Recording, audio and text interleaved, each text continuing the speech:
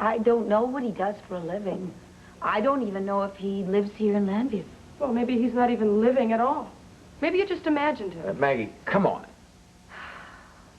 You've got to admit that this whole thing sounds so far-fetched. I mean, a mysterious hero popping up in the middle of a parking lot and coming to a lady's rescue. Well, we can't all live the fascinating life of an assistant district attorney. And there is much more in heaven and earth than could possibly be imagined from your legal briefs. Dorian, could Yes? you give me some kind of physical description? Oh, let me guess. He was tall, dark, handsome, and he had a patch over one eye. Make that a patch over both eyes. He was unshaven, hadn't shaved for a couple of days. He was wearing a scuffed-up leather jacket. Listen, you think he could be a resident of the Parker Street shelter? It's near there. I could have somebody called tomorrow. I think that's a good idea. All right. Well, that's a possibility. The other is that he's got a criminal record himself. You stay right here. I'm going to run a check on this guy's name, all right? Herb, is it true what they say about victims? What did they say? You know, the old victim theory, that a mugger picks somebody because they act as if they want to be a victim. Forget it, honey. You're not the victim type. I used to think so until now. What are you grinning about?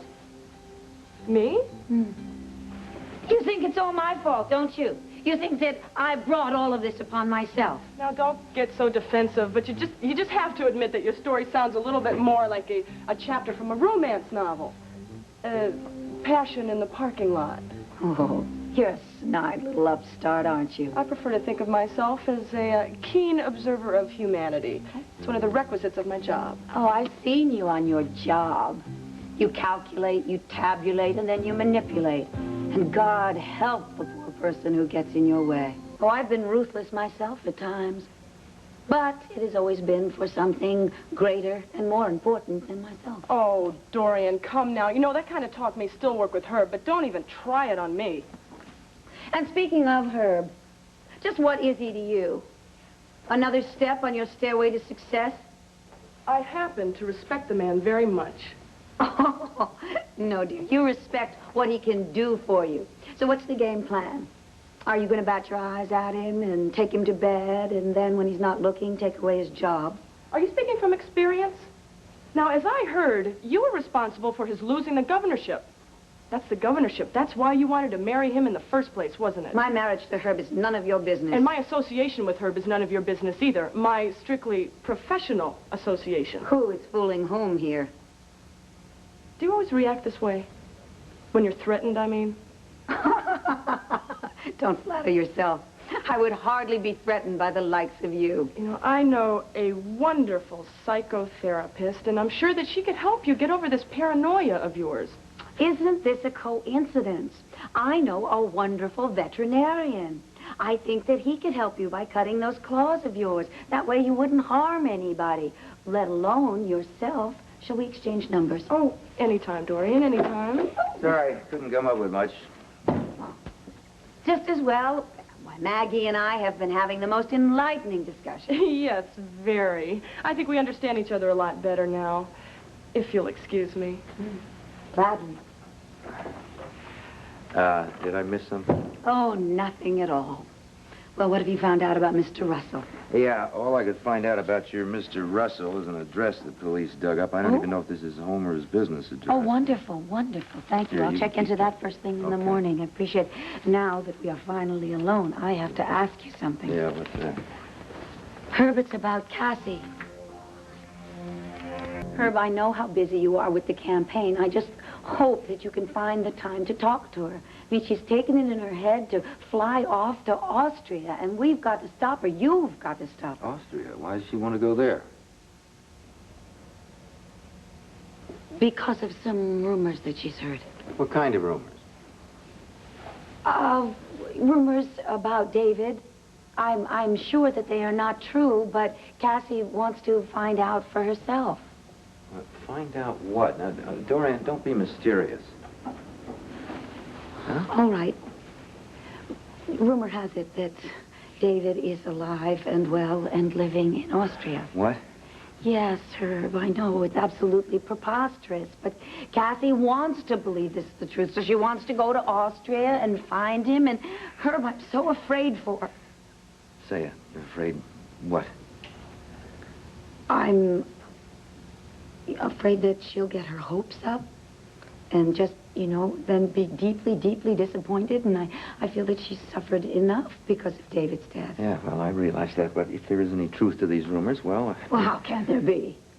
David died here in Llanview. Everybody knows that. Yes, everybody also knows his corpse disappeared from the hospital morgue. If you recall, I had difficulty accepting that myself at the time. Yes. Well, a little skepticism is perfectly normal. But, I mean, to believe that your father is going to come back from the dead... Anyone could manage it. It's David. Herb, please.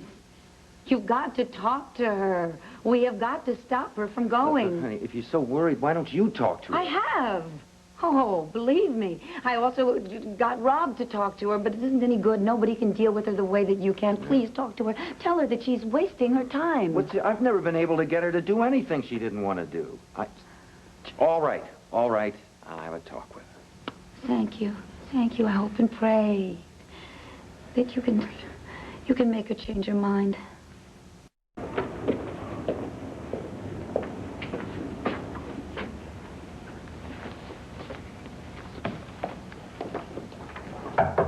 Excuse me. I'm looking for Jonathan Russell. You're looking at Jonathan Russell. Oh. My. You look so different. Oh, from whom? From the bearded stranger in the leather jacket who came to my rescue last night. I must look a sight. That is a classic shiner you've got there. Have you tried a cold steak on that? No, I tried some makeup. Obviously not enough. No, you look okay, Mrs. Lord. You know who I am? Well, I didn't at first, but see, I was busy dodging a knife. But, yeah, everybody knows who you are.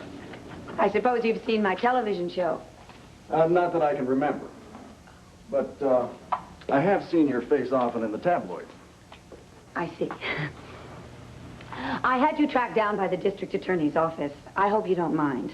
Oh, not at all. I never mind being tracked down by a pretty lady. Now, what can I do for you?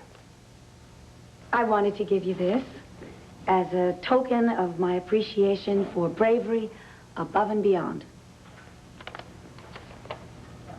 Token, that $1,000 is a mite excessive for a 3-minute workout, don't you think? No. I insist that you take it. I'm not a waiter, Mrs. Lord.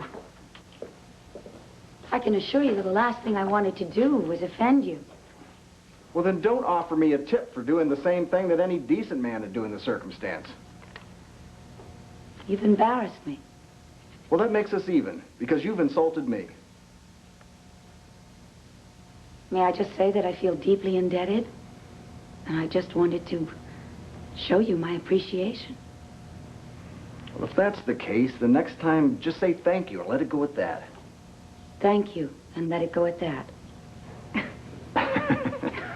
You're welcome. You're wrong, though, about any man, no matter how decent, having come to my rescue.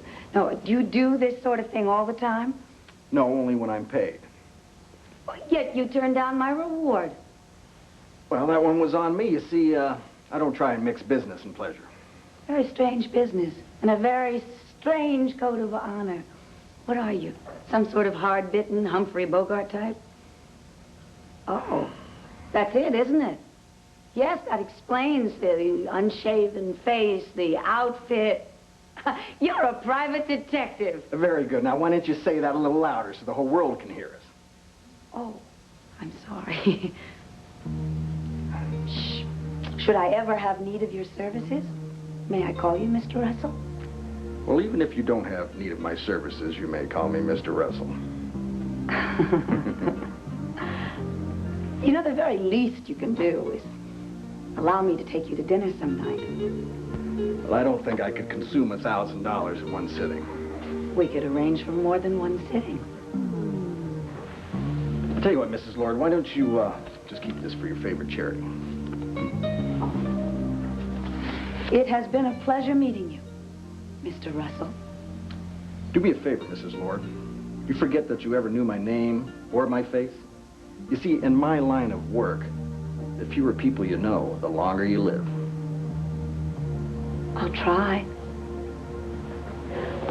But I am going to find some way to thank you properly.